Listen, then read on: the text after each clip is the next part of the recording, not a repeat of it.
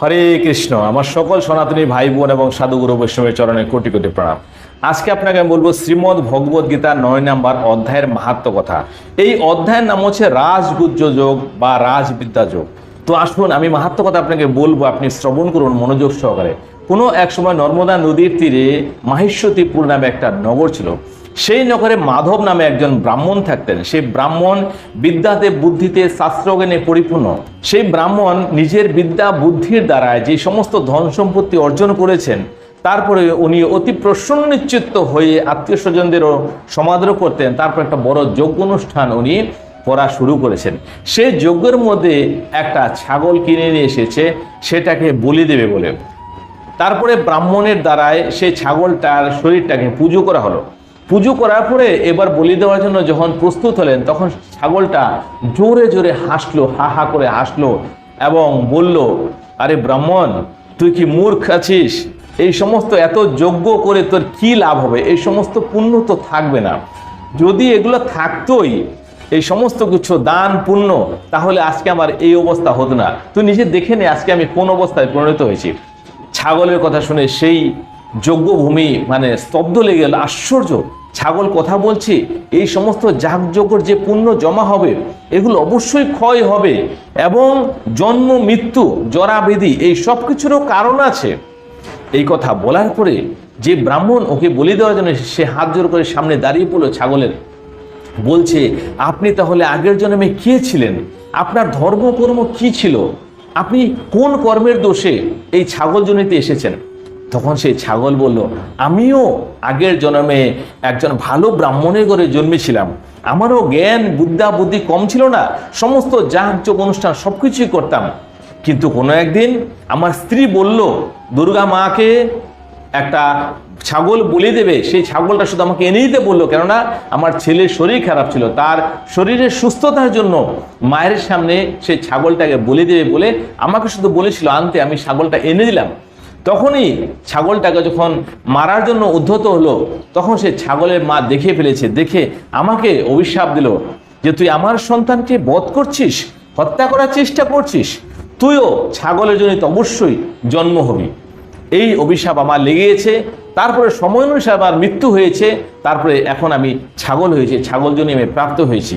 তখন সেই কথা শুনে সে অবাক হলো যে, তোমার এই সমস্ত কথা মনে আছে কি করে? তো সে যে গল্পটা শোনালো, যে কোনো এক সময় একজন রাজা ছিল। সে রাজা সূর্যগ্রহণের সময় ভাবছিল যে কোনো একটা বড় দান করব, তো কাল পুরুষ দান করবে বলে ভালো বেদ বিদ্যায় পারঙ্গত ব্রাহ্মণ ডেকেছেন। ব্রাহ্মণকে নিয়ে উনি কুরুক্ষেত্রতে গেলেন স্নান করতে। সেই ঘাটে স্নান করে ব্রাহ্মণের হাতে ধরে ধরে আসলেন সেই যজ্ঞভূমিতে। যজ্ঞ শেষ হলো, তারপরে কালপুরুষ দান করলেন ব্রাহ্মণকে। ব্রাহ্মণকে যখনই কালপুরুষ দান করলেন, তখন সেই কালপুরুষের ভিতর থেকে আত্মা ফেটে, হৃদয় ফেটে একটা চাণ্ডাল বেরিয়ে এলো।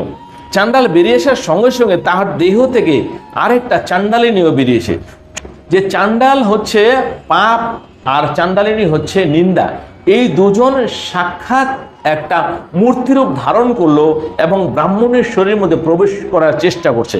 কিন্তু ব্রাহ্মণের শরীরে প্রবেশ করতে পারছে না, কারণ ব্রাহ্মণ মনে মনেও তখন এই শ্রীমদ্ ভগবদ গীতা ৯ নম্বর অধ্যায়টা জপ করছে এবং ভগবান কেশবের এতটা ধ্যানস্থ ছিলেন, উনি মনে হচ্ছে ভগবানকে উনি হৃদয়ের মধ্যে শয়ন করে রেখেছেন। তো সেজন্য ওরা কোনো রকমে প্রবেশ করতে পারলো না, বরঞ্চ তার যে শব্দ, তার যে সেই শ্লোক, এই সমস্ত কথা যে মনে মনে ভাবছিল এবং শ্বাস প্রশ্বাসের সময় যেই অক্ষরগুলো বাইরে বেরোচ্ছিল, আদান প্রদান হচ্ছিল, তার সাহায্যেই বিষ্ণুদূত সেখানে প্রকট হলেন এবং সেই চাণ্ডাল আর চাণ্ডালীকে তাড়না করে সেখান থেকে তাড়িয়ে দিয়েছেন।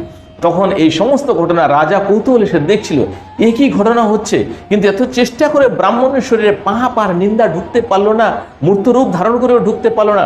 এর রহস্য কি এত বড়? তখন সেই ব্রাহ্মণ বলল, আমি শ্রীমদ্ ভগবদ গীতা ৯ নম্বর অধ্যায়টা পাঠ করছিলাম এবং জপ করছিলাম এবং মনে মনে ভগবান বিষ্ণুকে আমার হৃদয় মন্দিরের মধ্যে শয়ন করে রেখেছিলাম। আর সেই জন্য এই বিষ্ণুদূত প্রকট হয়েছে সেই বাক্য থেকে বা সেই শ্লোক থেকে। আর এই সমস্ত পাপকে আর নিন্দাকে তাড়ন করে এখান থেকে বিদায় করে দিয়েছে। তো এই কথা শোনার পরে রাজা বলছে আমাকেও এই 9 নম্বর অধ্যায়টা অবশ্যই পাঠ করে শোনার, আমিও জানবো। তখন ব্রাহ্মণ 9 নম্বর অধ্যায়ের এই জ্ঞানটা সে রাজাকে দিল। তো রাজাও অবশ্যই সে মুক্ত হলো এবং ব্রাহ্মণ অবশ্যই মুক্ত হয়ে ভগবানের বিষ্ণুর ধামে পৌঁছালেন। তো এই ছিল শ্রীমদ্ ভগবদ গীতার মাহাত্ম্য কথা। কিন্তু এই যে দুর্গাপুজো আসছে, এই দুর্গাপুজোতে যদি আপনারা মনে করেন যে দেবী মায়ের জন্য বা মান্যত করেছেন কোনো কিছু চাওয়া পাওয়ার জন্য এবং একটা জীব হত্যা করছেন, এটা কিন্তু কোনো রকমের ন্যায় হবে না। এর কিন্তু আপনি ফল অবশ্যই পাবেন। মানুষের আত্মা বা যে কোনো জীবের আত্মা কিচ্ছু হয় না, শুধু শরীরে বিনাশ হয়। প্রতি জনম জনম আপনাকে দেহ চেঞ্জ করতে হবে এবং কোন জন্মে কি হবেন যদি কোনো কারণে মনে থাকলো, তখন আপনি বুঝতে পারবেন যে জীবনটা কতটা কঠিন। আর যদি ভুলে যান তাহলেও কোনো সময় অনুভব করতে পারবেন যে আমি এমন কেন হলাম, এই দুনিয়া এত সুন্দর, এত রকমের জীব আছে, পশু পাখি আছে, কিন্তু আমি কেন এরকম। তো এই সমস্ত কথা হচ্ছে গভীর তত্ত্ব। যাই হোক, আপনি সময় করে সুযোগ বুঝে এই অধ্যায়টা কারো কাছ থেকে শুনবেন, কিংবা যদি পারে নিজেই অধ্যয়ন করে নেবেন। আজকে এখানে শেষ করছি। আপনি যদি এই চ্যানেলে প্রথমবার হন অবশ্যই সাবস্ক্রাইব করবেন, কথাগুলো ভালো লাগলে লাইক করবেন, কমেন্ট করবেন, শেয়ার করবেন। হরে কৃষ্ণ, হরে কৃষ্ণ।